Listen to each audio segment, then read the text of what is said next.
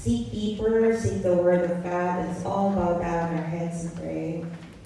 Father, we just thank you, God. You are amazing in this place. You are awesome, God. As we come before you, Father, we just surrender and leave everything at the feet of Jesus, Lord. Where we found refuge, where we found fortress, God.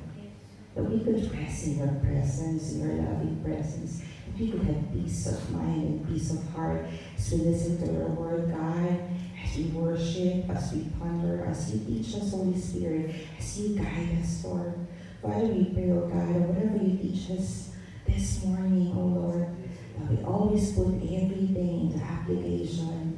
To always do things, Lord, according to your will, God.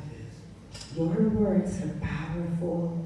Like a sword, a double-edged sword that would penetrate our hearts, Lord God, and would cut our hearts, Lord God, so that we would be more intimate with you, deeper in love with you, Father. Thank you, Lord. In Jesus' name that we pray. Amen. Praise God. Last time po, nung nag-preach din po ako dito, I remember we studied the book of Acts. Amen po ba? Acts chapter 4. Napos po natin yung buong chapter. Okay lang po ba ngayon? Isang libro ang tapusin natin. May time po ba tayo? Okay po ba? Kasi, kasi napakaganda po ng book na to. Maganda yung matapos po tayo, no? Para alam na alam natin yan. Tapos pwede natin ituro yan. Amen po ba? Ma-share. At ito pong ituturo natin, pag-aaralan natin, usually, yung iba po, hindi ito nabasa natin, pero yung iba is may mga hindi pa rin sila maintindihan. So right now po, i-dissect natin siya. Ano talaga ibig sabihin ng buong librong to? Amen po ba? How many of you have read the book of Habbakuk, the prophet? Amen. Si Habbakuk po na sa Old Testament yan. Meron tayong mga tinatawag na prophets, di ba? Meron mga propeta. Simula yan, di ba? Kanila yung kanila Moses, ganyan, Elijah. These are the prophets that we know. But actually, meron tayong mga tinatawag na yung mga before the captivity prophets, during and after. Okay? So si Habbakuk po, isa siya sa mga propeta bago ang captivity. So now, para maintindihan natin, background muna tayo sa history. The kingdom of Israel was divided into two, right? The northern kingdom and the southern kingdom. Why? After the reign of King Solomon, nakikita natin yan. So, first king, David, second king, ito na Solomon, tapos nahati ang kingdom. After the reign of King Solomon, nahati ang kingdom in two parts. Bakit? Because of their sins, because of their idolatry. The northern kingdom retained the name Israel. It's composed of the 10 tribes. In the southern kingdom, it's Benjamin and Judah. They call it Judah. Okay? So, Israel and Judah. Kaya kung tayo malilito sa Bible, pagdating nila ng second Kings at yung sa mga Chronicles, may mga iba't iba ng hari. And nag-start lang naman tayo kay Saul, kay David, kay Solomon, tapos sa anak niya si Rehoboam, hati na ang kingdom. Okay? Nagkaroon ng separate kings ang Israel, nagkaroon ng separate kings ang Judah. Now, sa pagkakahati na to, they still did evil in the eyes of the Lord. All the king of Israel, they did evil in the eyes of the Lord. Almost all of the king of Judah, they did evil in the eyes of the Lord. Kakaunti lang yung naging mabuting hari, like Hezekiah, like Josiah. Kakaunti lang ang mga to. Okay? And because of this, because of their idolatry, their hearts are far away from the Lord. Their hearts, they know the Lord, but they are also worshiping other, gods, the small g. So the Lord was really jealous. It's a jealous God. Kaya sabi niya ngayon, the northern kingdom, I will punish you. Sino sumakap sa northern kingdom? Sino sumakap sa Israel? The Assyrians. The Assyrians would come. Naunang sakupin ng Israel, ng mga Assyrian. Kaya may mga propeta rin tayo dyan. Obadiah. Okay? Na, repent, ganyan. Assyrians would come if we will not turn our heart back to God. And also Judah. Pangalawang nasakop ang Judah. Sino ang sumakop sa Judah? The Babylonian Empire. Okay? So, Israel, Assyria, Southern Kingdom, Judah. If you like history, you will really love this. The Southern Kingdom, the Babylon, o the Chaldeans. Pag nakita kayo sa Bible ng Chaldeans, bago sakupin ng Babylonia, ang Judah, may mga propeta who were warning people against the coming destruction. Ito sila Isaiah, ito sila Jeremiah, isa dito si Habbakuk. Ganyan ang background natin. So, si Habbakuk, ito yung, sabi nila, during maybe this is the time of King Jehoiakim. Nasa ano to? 2 Kings. After the good king, King Josiah, ang anak niya, kaya si Jehoiakim. They said that during this time, because King Josiah, there was a revival in Judah because he is a good king. Tinanggal niya yung mga idols, tinanggal na to. And Habbakuk, he knows all of this, experienced this revival. Pero nung namatay si King Josiah, yung anak niya, si Jehoiakim, he did evil in the eyes of the Lord. And all over Judah, there was destruction, there was oppression. So, ganun ang story natin. So, eto tayo sa background, napadating na ang Babylonia, sasakupin na nila ang Judah. You know, most of the prophets, they speak to the people on behalf of God. But Habbakuk is different. He speaks to God on behalf of the people. How is it? Was there ever a point in your life that you ask God why? Because of the evil things that are happening around us. Dumating na ba kayo sa punto na tinanong nyo ang Lord, Lord, ba ito nangyayari sa akin? O Lord, ba ito nangyayari sa amin? O Lord, ba ito nangyayari sa bansa namin? O Lord, ba ito nangyayari sa pamilya namin? Did you ever come to a point like that? Do we ever ask God? You know, most of us, we do. If you would really be honest to ourselves, we do ask God. And I don't think there's nothing wrong with that. Why? Because we could learn from the life of Habbakuk. Let's start. Tatlo lang naman yung chapter nito. So, try natin siya. Tapos, okay lang po ba? So, brace ourselves, no? Medyo, ano po tayo? Pusin natin isang libro. Let's start with chapter 1. Okay? So, may mga point na lalaktawan natin, and I will just explain it. Let's start with chapter 1. Until verse 6 tayo dito. 1. The prophecy that Habbakuk the prophet received. First pa lang, I'm using NIV version, Habbakuk's complaint. Unang buklat pala ng Habbakuk, nagko-complain na siya. Diba parang tayo lang. Okay? Ano sabi ni Habbakuk? How long, Lord, must I call for help? But you do not listen. Sounds familiar? Pero dasal ako ng dasal, pero parang hindi ka nakikinig. Or cry out to you, violence, but you do not save. Ano sinasabi ni Habbakuk? Lord, sa Judah, kung saan siya nandoon, nagpo-prophesy, tignan mo ang Judah, tignan mo ang iyong mga anak, mga pinili mo. They are doing bad things, they are doing evil things. There was violence all over Judah. Yun yung sinasabi ni Habbakuk eh. Kumbaga, they are the chosen people of God, and yet, their hearts are far away from God. Kaya nangyayari, they are doing evil things sa Panginoon, pati na rin sa kapwa nila. Sabi ni Habbakuk, Lord, tignan mo. Pero bakit parang wala kang ginagawa? Ang gulo-gulo ng Judah. Nagkakasala yung mga tao, may violence, sabi niya. Verse 3, why do you make me look at injustice? Why do you tolerate wrongdoing? Bakit inaalaw mo na magpatayan yung mga tao? Bakit inaalaw mo na apihin ang mga mayayaman yung mga mahihirap? Bakit inaalaw mo to? Sabi, destruction and violence are before me. There is strife and conflict abounds. May mga hindi pagkakasundo-sundo. Does it sound familiar? Have you ever asked God, Lord, why is this happening in our country? Bakit may ganitong kaguluhan? Bakit may masamang tao? Why it seems that the wicked prosper? Bakit minsan kung sila yung gumagawa ng masama, sila pa yung ayos sa buhay? Tapos kami, parang ganun yung mga tanong natin, no? Sumusunod, we know you, God. Kami yung inaapi. Bakit ganun, Lord? Kahit anong namin pagsipag sa trabaho, hindi pa rin napapansin. Yung iba pa rin, no? Wala namang ginagawa. ang napapansin, minsan may ganyan tayo. Why do they prosper? Pares lang ang tanong natin sa tanong ni Habbakuk. Minsan iba't iba lang ang sitwasyon. Sabi niya, verse 4, therefore, sabi niya daw, the law is paralyzed. Wala na sumusunod sa batas. And justice never prevails. Walang hustisya. The wicked hand in the righteous so that justice is perverted. Judah has become a nation na hindi na sila sumusunod sa utos ng Diyos.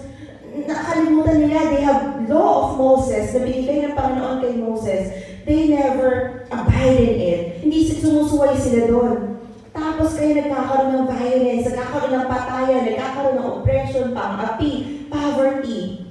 At sabi ni Habbakuk, ito yung nawi-witness ko sa bansa namin. Have you ever experienced that? And ask the Lord, Father, why? With all these troubles, minsan walang hustisya, ang batas, yung mga may kasalanan, hindi sila nakukulong, minsan yung walang kasalanan, sila yung napagbibintang, ang mga ganyan tayong sitwasyon. And chapter 1 pa lang, nag-aas na ng bakit si Habbakuk. Pero alam niyo, sumagot ang Panginoon. Sabi ng Lord, verse 5, look at the nations and watch, and be utterly amazed. For I am going to do something in your days that you would not believe, even if you were told. Ano sabi ng Panginoon? Habbakuk, hindi mo alam na may ginagawa na ako sa background. May gagawin ako para parusahan ang masasamang tao sa Judah. Sa hindi nila pagsunod sa akin, meron akong gagawin sa kanila. So minsan, hindi natin alam sa background, hindi mo natin nakita yung whole picture. Ang Lord pala, may ginagawa na siya. Amen? Now, verse 6, ano yung ginagawa ng Panginoon na solusyon para parusahan, matigil ang kasamaan ng Judah? Verse 6, I am raising up the Babylonians, that ruthless, impetuous people, who sweep across the whole earth to seize the dwellings not their own. Kumukuha sila ng mga bansa na hindi kanila, sinasakop nila yon. Sabi ng Panginoon, they are feared, kinatatakutan ng Babylonia.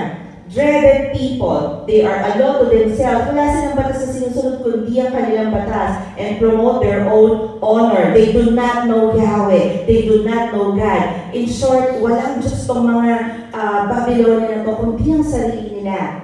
Nagtitiwala sila sa kanilang kalakasan. Anong ibig sabihin? Si Habbakuk nagko-complain siya. Ang kinumplain niya, napakasama ng bansa niya, napakasama ng Judah. Anong solusyon ng Lord? Sasakupin kayo ng Babylonia. Parang Lord, nasa mga justisya. Mas masama ito sa amin. Ano ganyan, di ba? Do you know the present-day Babylon? The present-day Babylon is Iraq. Nineveh. Okay? Yan ang Babylonia. Now, kung ang Assyria, sabihin natin, Assyria, along din dyan, din yan eh. Okay, along na Iraq, ganyan. So, sabi natin, kung masama ang Assyria, mas masama ang Babylonia. Bakit? Ito yung mga pumapatay ng bata, pumapatay ng tao, tapos inaalay nila, tapos, kumbaga, kapag sinakop ka ng Babylonia, wala siyang ititirang buhay. Okay? Talaga magdadasal ka na makasurvive ka. Papatayin niya lahat ng living things. Hayop man, o halaman man yan, o puno. Total distraction yan. Kumbaga sa ngayon, parang isipin natin parang ISIS ba to or ganyan? Parang gano'n, di ba? Pugot lahat ng ulo. Pag tumating, when I was in Jordan, the boundary of Syria, and we know the possibility of that, but we just leave everything to God. Kapag ang babae doon, nahuli nila, you will become a sex slave. Dahil hanggang mamatay ka. Kaya mga babae doon, may yung sinabi ko, I think I shared this with you na nandun kami. Yung mga tumakbo from Syria, from Iraq, meron silang maliliit na parang bote sa bulsa nila. Kapag dumating ang ISIS, iinumin nila yun, lason yun. Mamamatay na lang sila kaysa ma-rape sila. Kaysa dalhin sa kampo ng ISIS. That's how ruthless these people. It's the same thing with the Babylonian people. At ito yung sasakop sa kanila na hindi kilala si Yahweh. Kung baga, makita natin, God allowed the Babylonia to conquer Judah. May mga ganyan, minsan kailangan tayong parusahan eh. Itatanong natin, Lord, bakit naman? Bakit naman ganito? Now, this is the same question of Habbakuk. Itong buong chapter 1, sinabi ng Panginoon kung gaano ka-powerful ang Babylonia na darating sa kanila. Kasi ang Babylonia, tatalunin niya ang Assyrian at siya na ang sasakop. Okay? Di ba ganun yan eh? Nauna ang Assyrian, tapos Babylonia. Now, in chapter 1, verse 12, pangalawang complaint ni Habbakuk. Una, nag-complain siya. Ito, pangalawang complaint niya na. Sabi niya sa sagot ng Panginoon, Lord, are you not from everlasting? My God, my Holy One, you will never die. You are forever. You are holy. You are righteous. You, Lord, have appointed them to execute judgment. You, my rock, have ordained them to punish. Lord, hindi ba makapangyarihan ka? Hindi ba mabuti ka? Hindi ba holy ka? So why are you going to allow the evil, wicked Babylonian to capture us? Para maging punishment namin. Lord, parang wala namang katanungan yun. Yun ang sinasabi niya Habbakuk. Tapos sabi niya, verse 13, your eyes are too pure to look on evil. You cannot tolerate wrongdoing. Why then do you tolerate the treacherous? Why are you silent when the wicked swallow up those more righteous than themselves? Yun ang naman ang pangalawang complaint niya. Unang complaint niya, ang sama ng Judah. Lord, gumawa ka naman ng paraan. Save us, may mabubuting tao pa. Yung mga evil, ano gagawin mo? Ano sabi ng Panginoon? Habbakuk, darating ang Babylonia, pupuksain ng Judah, lahat ng kasamaan. O, wala. Nag-complain na naman sa Habbakuk. Lord, hindi naman ata tama yan. Mild na punishment, huwag naman sobra. Kasi pag dumating ang Babylonia, talagang halos lahat mamamatay. They will wipe people. So yun ang takot ni Habbakuk. Sabi, Lord, hindi ba mabuti kang Diyos? Bakit ka gagamit ng isang napakasamang nasyon para parusahan ang Judah? You know, sometimes we ask this to God, Lord, aren't you powerful? Aren't you Almighty God? Pero why do you allow things to happen in our life? Why do you allow the evil to prosper? The bad people to prosper? Sometimes this is our question. Lord, bakit ganun? Alam mo, it's so easy to worship God when everything in our lives is good. But like Habbakuk, can we worship God when we know destruction is going to come to our life? Destruction is going to come to Judah. Destruction is going to come to our land. Can we still say, God is good? Kahit pupuksain niya ang Judah sa pamamagitan ng Babylonia, is He still good? Ito yung sinasabi ni kilala niya ang Panginoon. Kilala niya. Pero sabi niya, Lord, bakit naman ganito yung pamamaraan mo? Minsan sabi natin, Lord, bakit kailangan mong parusahan ang Judah sa pamamagitan ng Babylonia? Hindi ba minsan, kapag tayo napapalayo sa ating Panginoon, ay mga sitwasyon na ginagamit ang Diyos para tayo ibalik, minsan masakit. Minsan masakit yung disiplina. Minsan masakit yung pagpahal. Pero kailangan, so that our heart would go back to God. When we come to the point of ourselves, to the end of our road, and we have no one to turn to, then we come back to God. Minsan ganun eh. Kailangan dumanas tayo ng mga ganitong trials, pagsubok, para ma-realize natin yung pagkakamali natin at tayo bumalik sa Panginoon. Ganyan yung ginagawa ng Lord sa Judah. When you will experience pain and suffering, then you will know, you will call unto me, and you will know that I am your God, because I will save you from their hands. Ganun ang paraan ng Panginoon. At tayo rin kapag nagkakamali, and we did things, ginawa natin, mga gusto natin gawin sa buhay natin without thanking God. At kapag tayo napapalo, nadidisiplina, masakit talaga minsan na mapalo ng Panginoon o madisiplina. Pero ito'y nagtuturo sa puso natin. Bumalik sa Panginoon dahil siya lang yung Diyos who will take us out from this pit, from this darkness. Ganun din ang gagawin ng Panginoon sa Juda. Kaya, ito yung mga tanong ni Habbakuk. Lord, bakit naman? Na bakit sila pa sumagot uli ang Panginoon? Chapter 2. Sabi ni Habbakuk dito, I will stand at my watch. Mag-aantay ako sa sagot mo, Lord, and station myself on the ramparts. I will look to see what He will say to me and what answer I am to give to this complaint. Sabi ni Habbakuk, Lord, I will wait on your answer na bakit mo gagamitin ng Babylonia para parusahan kami. Mas masama sila. Parang tayo sabihin natin, ang Pilipinas, kunwari sabihin natin, masama tayo, paparusahan tayo ng Panginoon.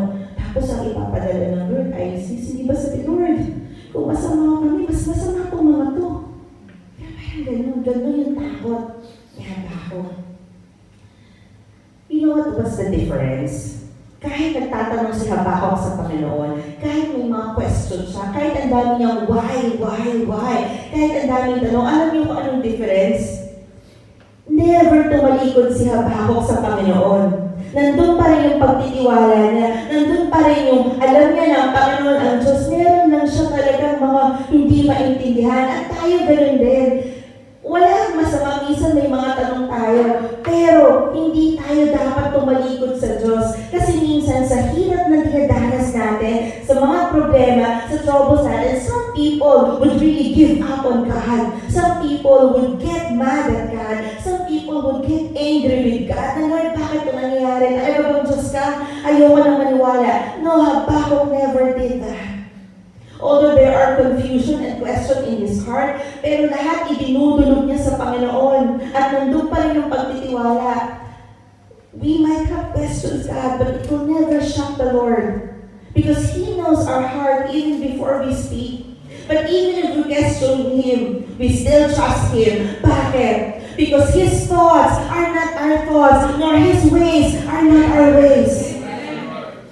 Minsan hindi natin maintindihan bakit may mga bagay na nangyayari sa atin. Hindi natin maipaliwanag bakit nagkaroon ng ganitong sakit, bakit nagkaroon ng ganitong problema. Minsan may mga tanong, pero hindi ibig sabihin na tumatalikod tayo sa Panginoon. Patuloy na kumakapit kahit hindi naiintindihan yung dahilan. At alam mo that He is still the God who is powerful and in control of every situation in every area of our life. Hindi man natin lahat maintindihan. That is the sovereignty of God. Pag sinabi natin sovereignty, the Lord will do anything that He pleases. In a manner that He wants to do it, in a way that He wants to do it, on the time that He wants to do it, and we do not know. And the Lord never explained Himself. Bakit niya ginawa? Because He is a sovereign God. What we can learn is that whatever the situation that we go through, sinasabi natin kanina, God is still good. Amen? Hinakita natin, di ba? Ano man ang mangyari, Lord, mabuti ka pa rin. Sumagot ang Panginoon sa chapter 2, verse 2. The Lord answered, then the Lord replied, write down the revelation. May nireveal. Kasi propeta si Habbakuk. May vision na ipinakita ang Lord. O hindi lang diniscuss dito kung ano yun. Write down the revelation and make it plain to tablets.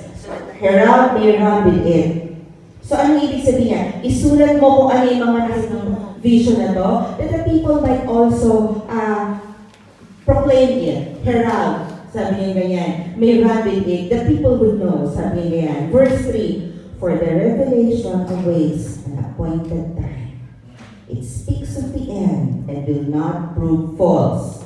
Though it linger, wait for it. It will certainly come and will not delay. Ano sabi ng Panginoon dito? Yung sinabi ko sa iyo, Habbakuk, yung pinakita ko sa iyong vision, pagdating ng Babylonia, ito ang mangyayari sa Juda. Yung pinakita ko sa iyo, sabi niya, wait for it.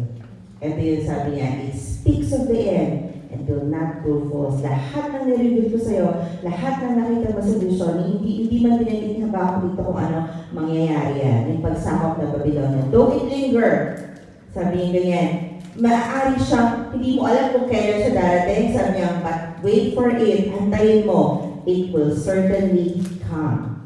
It will not delay. Ano sabi ng Lord? Yung pagsakop ng Babylonia, it is sure.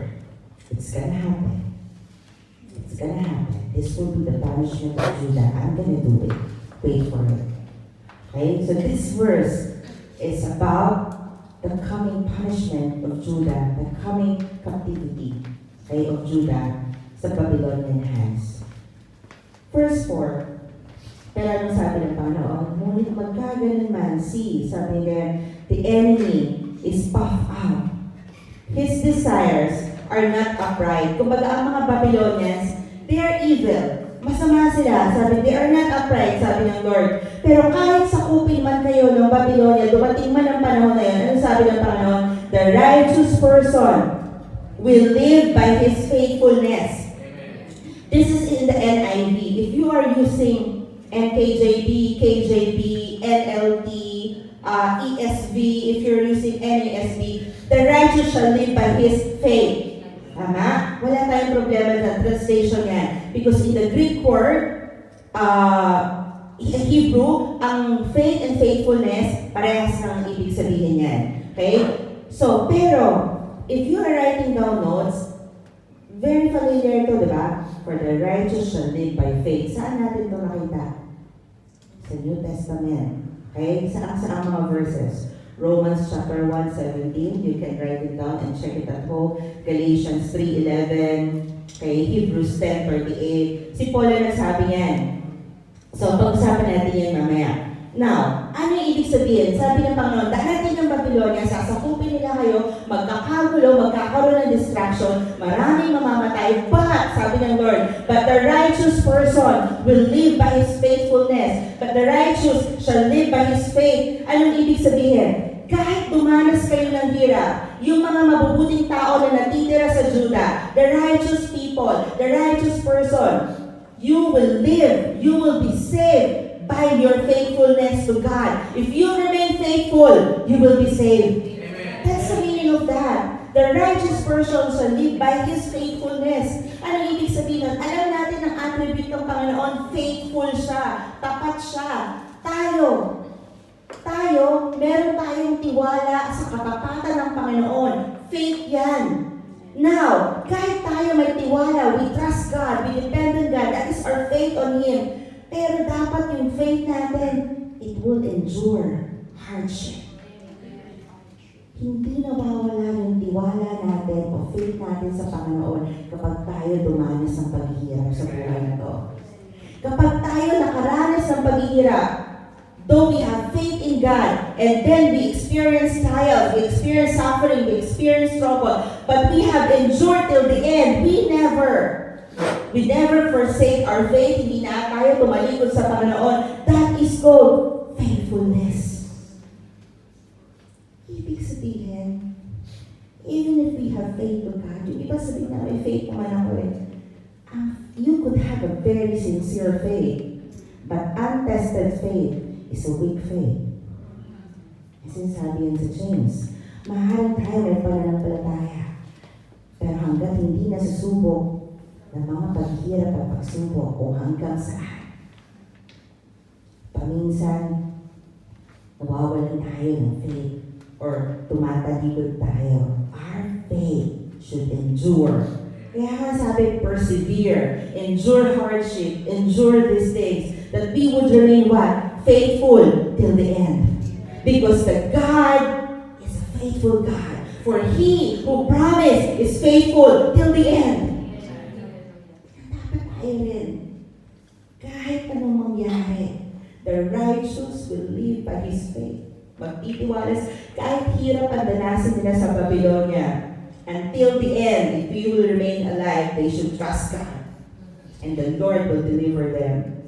Now, in the New Testament, na sinabi ni Paul, for the just shall live by faith. Ito yung ginamit ni Martin Luther. Remember Martin Luther, the German monk? Nagkaroon ng revival, nagkaroon ng reformation because of him. Bakit? Sabi ko, ang turo kasi noon, by your good works, sa paggawa ng mabuti, maliligtas ka. No! Sabi ni Martin Luther, no! Paul said so many times in the Bible, for the just shall live by faith. Ibig sabihin, your good works will not save you, but your faith in Jesus Christ. That now, the just shall live by faith, it's now used by Martin Luther and our early fathers for the doctrine of salvation by grace in Christ alone. Through faith. That's why we have Ephesians 2:8-9. For it is by grace that you have been saved through faith. And this is not from yourselves. Okay? Not from the good works. It is the gift of God. Not by works, so that no one can boast. Ito yung verse na ginamit. The doctrine of the justification by faith. Okay? Para mas maintindihan natin. Napaka-powerful itong verse na to. And for us, because we have a faithful God, that we would remain faithful till the end. Ano man yung danasin natin. Now, we jump to chapter 2, verse 6. Sabi ng Panginoon dito, it is God who is talking. Ngayon, itong buong chapter 2 na to, yung later part na to, pero sinabi, di ba sabi ni Habbakuk, Lord, bakit naman gagamitin mo ang Babylonia para parusahan kami? Ano na lang mangyayari sa amin? Ano sabi ng Panginoon? Huwag kang mag-alala, Habbakuk. Meron din akong gagawin sa Babylonia. Meron din siyang kaparusahang naghihintay. Grabe, no? So, ibig sabihin, ang Juda ang parusa ng Babylonia. Pero ang Babylonia may darating din na mapaparusa na pupuksa sa kanya dahil sa kanyang kasamaan. Ibig sabihin, hindi bulag o bingi ang Diyos sa mga kasamaan na nangyayari. Meron at meron siyang ginagawa. Hindi man natin naiintindihan o hindi pa man natin nakikita sa ngayon. But in the end, the whole picture of it will be revealed.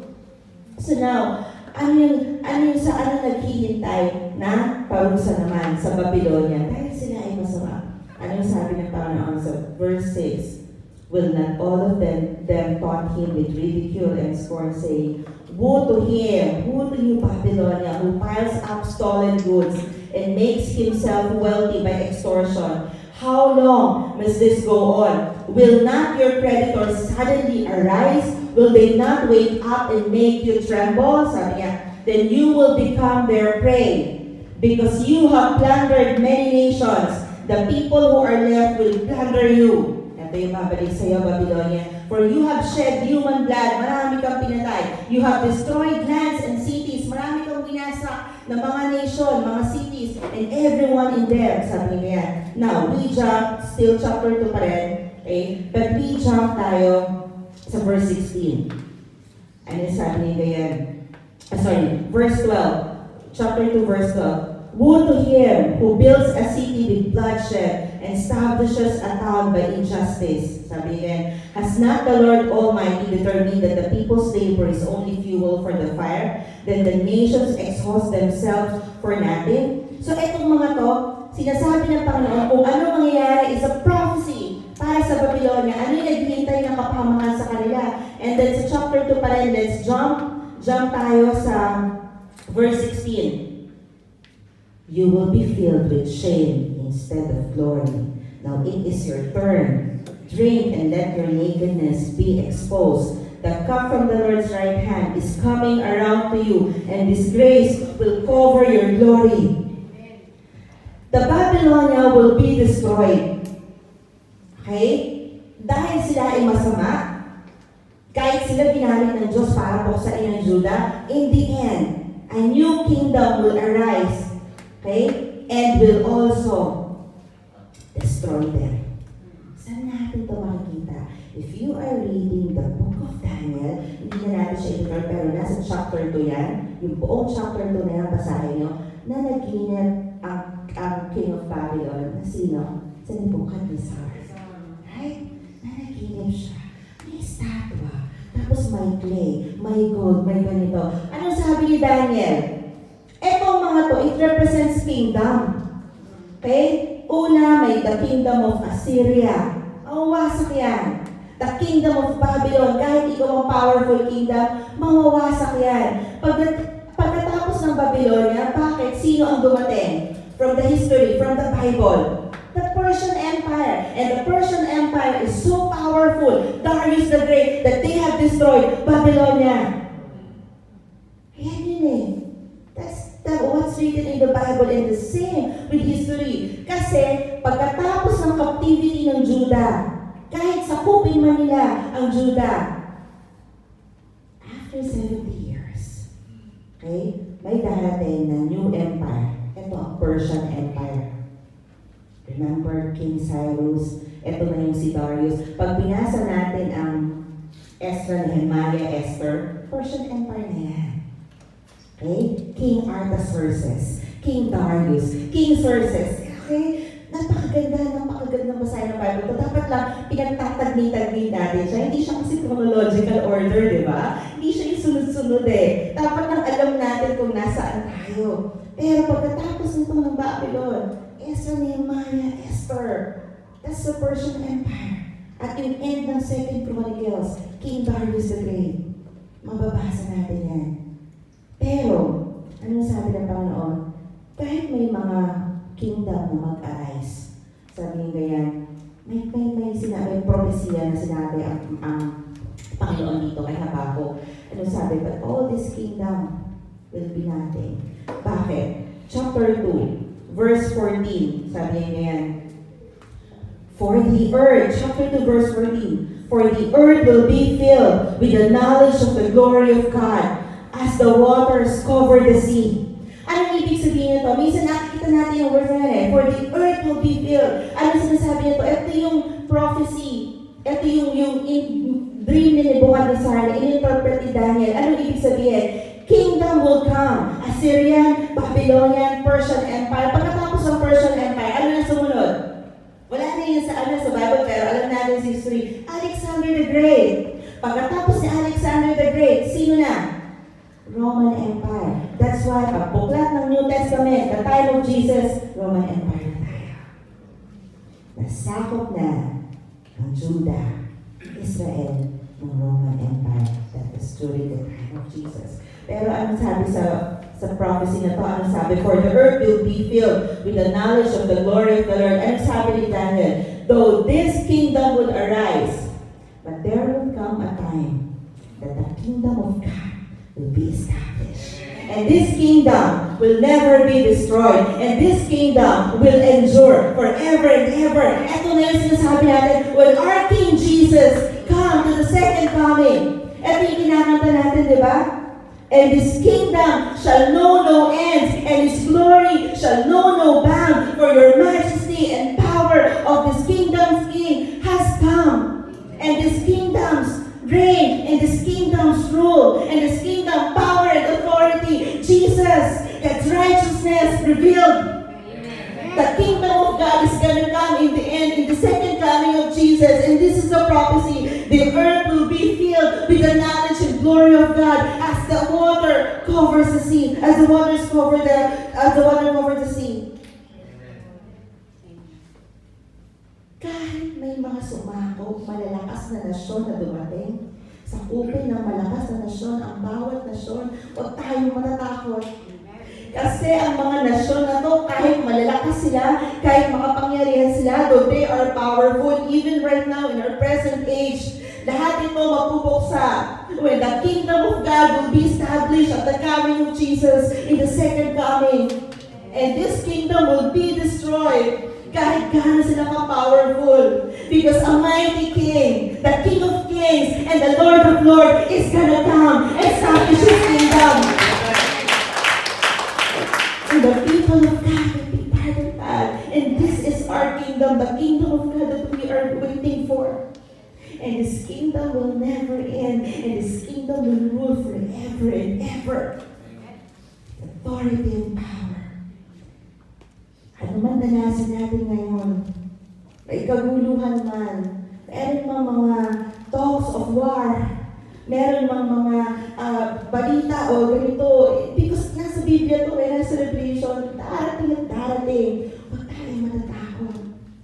Because we are expecting Kingdom of God that cannot be shaken. The kingdom of God, because our God is immovable, unshakable, and He's gonna reign forever and ever. Amen. This is the prophecy.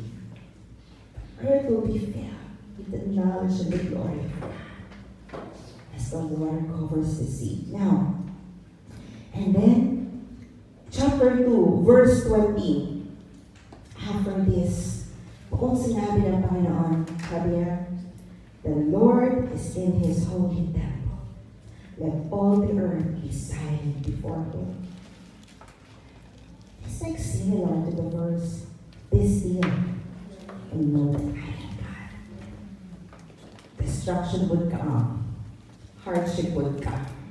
When the Babylonians come, but be still and know that He is God. Kapag alam natin ito yung puso natin payapa, anong ibig sabihin ng kapayapaan? Anong ibig sabihin ng peace? Peace, it's not the absence of war. Peace is having this calmness and stability even in the midst of war. Because there is a presence of God. Yan ang peace. Hindi siya sa kawalan ng gera o kawalan ng ganito. Kahit nasa gitna ng gulo, kahit nasa gitna ng troubles, kahit nasa gitna ng panganib, there is still peace in our heart. Bakit? Because it is God who is our peace, the Prince of Peace. Kasi nandun yung presensya ng Panginoon na meron tayong kapayapaan sa gitna ng panganib. Though I walk through the valley of the shadows of death, I will fear no evil, for you are with me. That's peace. Your rod and your staff, they comfort me.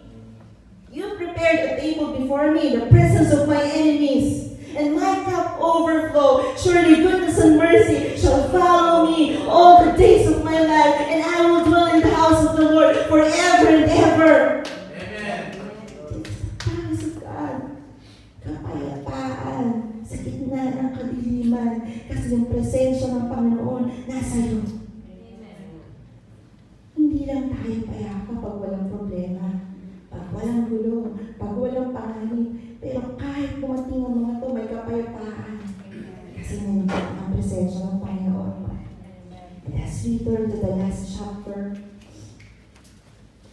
alam niyo, pagdating ng chapter 3, biglang nagbago ng tono si Habbakuk. Biglang nag-iba. Chapter 1, chapter 2, puro tanong, puro question, puro ganyan. Chapter 3, parang iba Habbakuk kung binabasa natin. Anong nangyari? Kasi naintindihan niya na pagkasabi ng Panginoon, ito ang mangyayari. Pagdating ng chapter 3, naintindihan ni Habbakuk. Kaya pag binaklat natin ng chapter 3, a prayer of Habbakuk the prophet on Shikonot, what does it mean? You know, they said Habbakuk is a Levite who is assigned in the chorister or worship. Habbakuk could be a worship leader. Levite na naka-assign sa worship. Kasi itong buong chapter 3, kanta to na ginawa niya. Okay? Ano sabi niya? Chapter 3 verse 2, Lord, I have heard of your fame. I stand in awe of your deeds, Lord. Repeat them in our day. In our time, make them known. In wrath, remember mercy. Wow. Ano sabi niya? Lord, I have heard of your fame.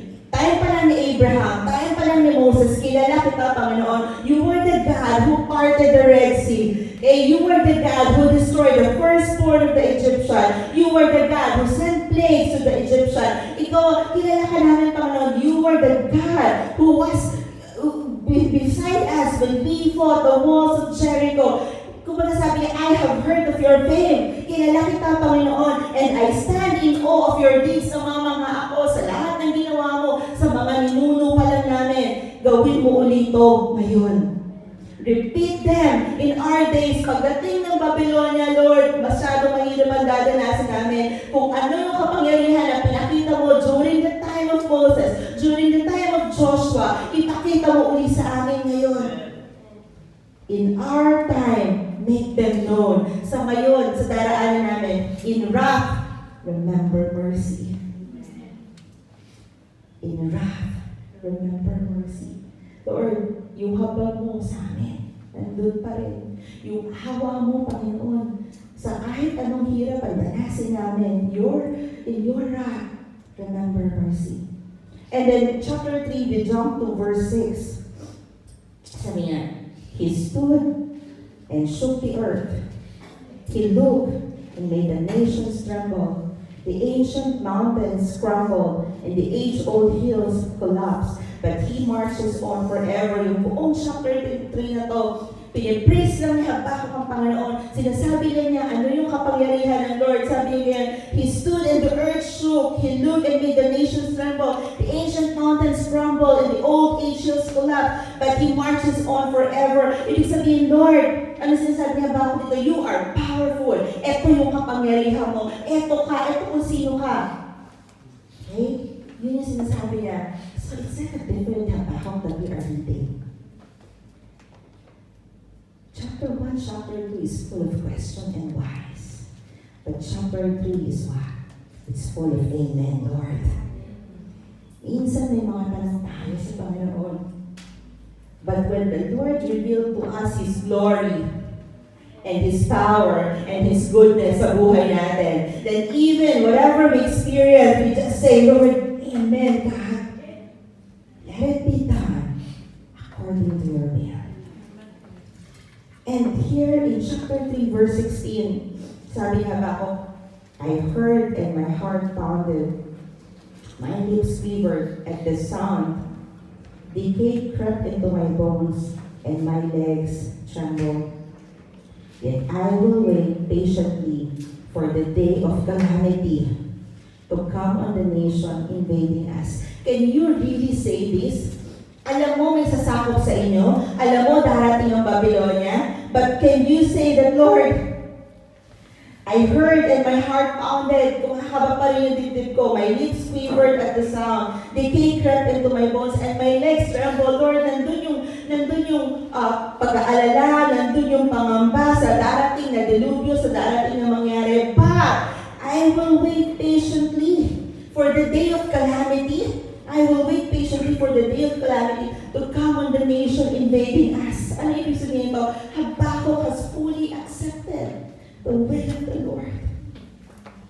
Kung ano man yung dumating, Father, I will wait patiently. Kung ito yung sa tingin mo nararapat.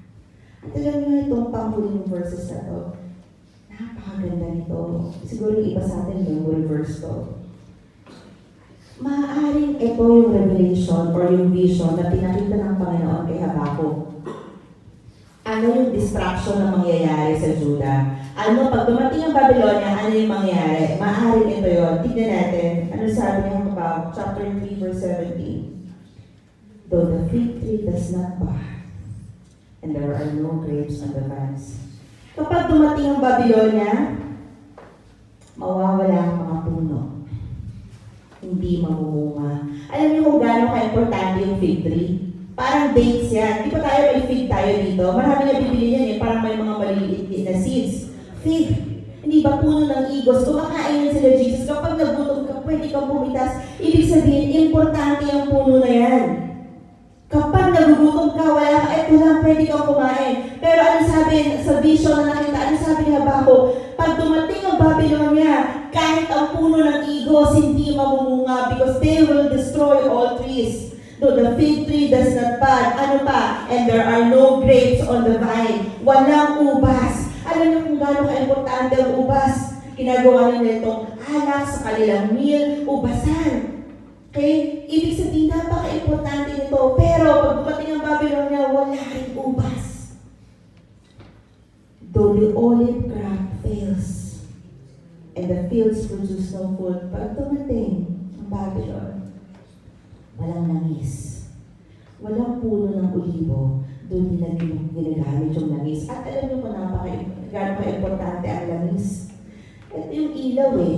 Ito yung gas nila. Wala silang yung fuel, walang kuryente. They use olive oil para lamp. They use oil para sa luto, pagluluto sa pagkain nila. Pero ang lahat ito wala.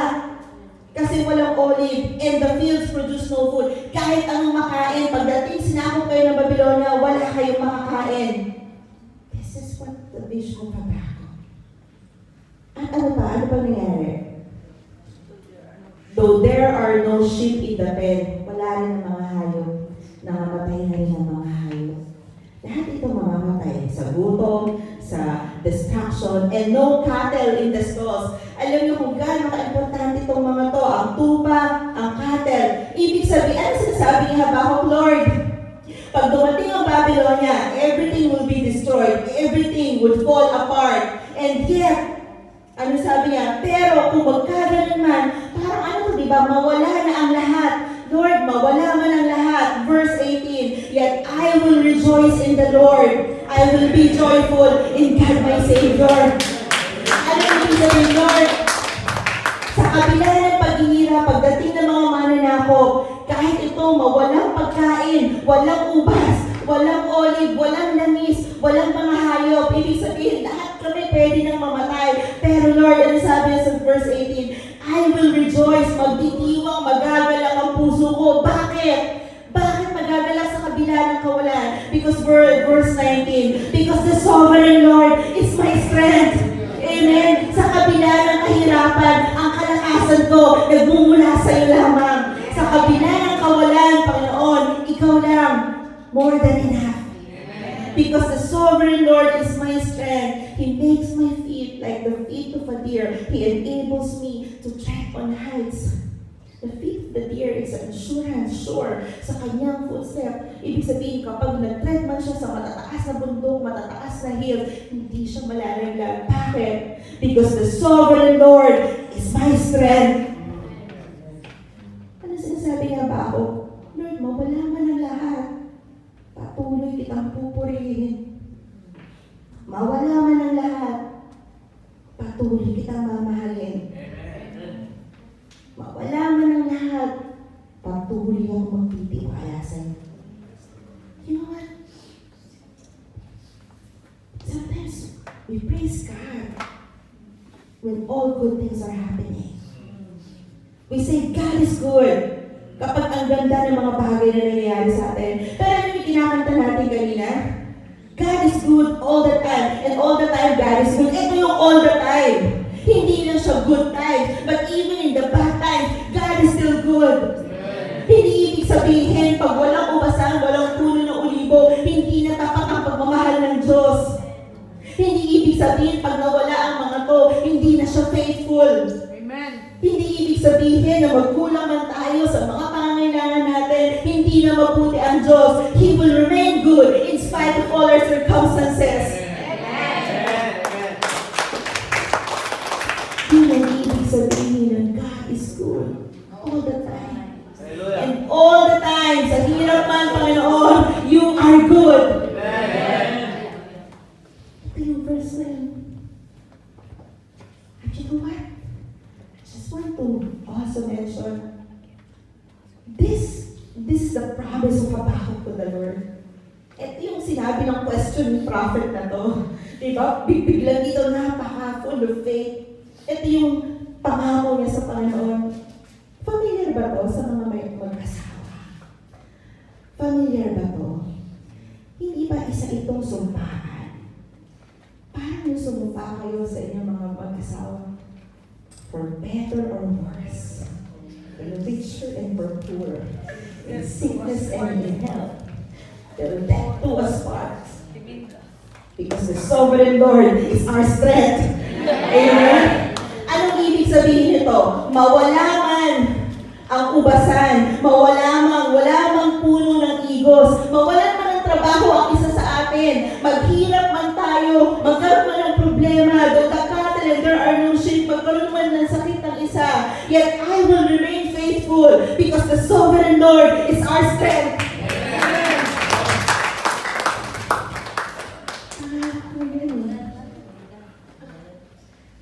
Diba? For better or worse, sickness and health, for richer or for poorer. The same thing for our last verse. In last verse natin, it's in the book of Isaiah. Isaiah chapter 14. Verses 14. Alam niyo kung anong part to? Itong Isaiah na to. Isaiah also, nauna si Isaiah bago si Jeremiah. Isaiah is also prophesying of the coming of Babylon to Judah. Yun din ang propesya ni Isaiah. Pero alam niyo, ano yung prophecy? Ano yung prophecy ni Isaiah dito? Okay? Darating ang Babylonia. Okay? So, nandiyan yan. Darating ang Babylonia, sabi ni Isaiah. Pero dahil sa hirap na dadanasin ng Judah, maaaring isipin nila na wala doon ang Panginoon. Sabi dito, verse 14, but Zion, the Judah, Israel, the city of David, but Zion said, the Lord has forsaken me. The Lord has forgotten me. Baka pag dumating ang Babylonia, sa hirap ng dadanasin ng Judah, isipin nila, nakalimutan na sila ng Panginoon. Isipin nila na wala na doon ang Panginoon. Verse 15, and then, pero alam nyo, may pangako ang Panginoon sa kanila. May pangako ang Panginoon. Hindi ba? Yung paborito natin ituloy ito, hindi ba yung iba sa atin ang paborito natin yung verse, Jeremiah 29:11? For I know the plans I have for you, declares the Lord. Plans to prosper you and not to harm you. Plans to give you hope in the future. Alam niyo ba ang context nun? The right context of Jeremiah. Jeremiah is also prophesying. Contemporary ni Habbakuk yan eh. Jeremiah is also prophesying of the coming Babylon na gagatiin sila. Alam niyo ang sa prophecy, sabi na yun ni Jeremiah, the Babylon would come and Judah will experience all this destruction for 70 years. 70. Sasakupin kayo ng Babylonia. Maghirap kayo, dadanasin ito. That's Jeremiah 29:10. But, Jeremiah 29:11, do not lose hope, Judah, because after 70 years, when the Persian kingdom comes, you will go back to Judah and you will rebuild the land, Israel, and you will have the walls of Jerusalem. That's why the Lord said, Jeremiah 29:11, do not be saddened or do not lose hope, Judah, for I know the plans I have for you. There's the Lord. Plans to prosper you and not to harm you in the hands of the Babylonian, but I will give you a hope in the future and you will come back to Judah after captivity. Yun ang Jeremiah 29:11. Promise ng Panginoon. At si Isaiah nag-promise din siya na kapag dumating ang Babylonia, sa hirap na dadanasin nyo, baka isipin nyo nakalimutan na kayo ng Panginoon. Pero ito ang pangako ng Panginoon. Alam nyo, kanta to eh. Kung sino nakakaalam na hindi kita malilimutan na kanta, hindi yan kantang pampatay. Yan ang pangako ng Panginoon. Diba? Sige, tignan natin. Verse 15. Can a mother, ito ang pangako ng Panginoon, kahit dumating ang Babylonia at sakupin kayo, Judah, huwag niyong iisipin na kinalimutan ko kayo. But because verse 15, can a mother forget the baby at her breast? Kaya bang kalimutan ng isang ina, sabihin ganyan ang kanyang anak, and have no compassion on the child she has born? Ano ka na to? Malilimutan ba ng ina ang anak galing sa kanya? Ano sabi ng Panginoon? Pero kahit makalimutan ka, though she may forget, I will not forget you. Ngunit kahit na malimutan ng ina ang anak niya tayo. Ano pangako ng Panginoon? Hindi ka malilimutan, kailan may di pababayaan.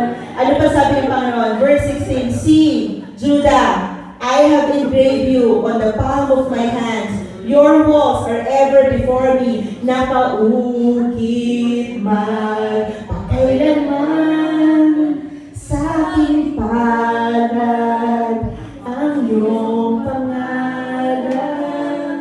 Hindi kita malilimutan, kailan may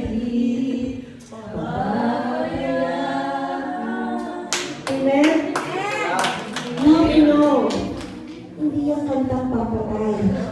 Okay? Dapat tayo Christian, alam natin yan. Hindi kita malilimutan is the promise of God in Isaiah 49 to Judah for the coming Babylonians. Anong sabi ng Panginoon? Minsan sa hirap ng buhay, sa hirap ng pinagdadaanan natin, iniisip natin, nakalimutan na tayo ng Panginoon. The Lord has forgotten, but God is telling us, I have written your name on the palm of your hands, and I will never ever forget you. So at times you feel that you are alone, so at times you feel that there is no one beside you, but I will be your God, and I will deliver you, because I am your mighty fortress. I am the immovable, unshakable God. I am your firm foundation, the mighty rock. Kahit napaka-imposibleng kalimutan ng isang ina ang kanyang anak, pero kung magkaganon man, hindi kayo makakalimutan ng Panginoon. At hindi niya tayo pababayaan.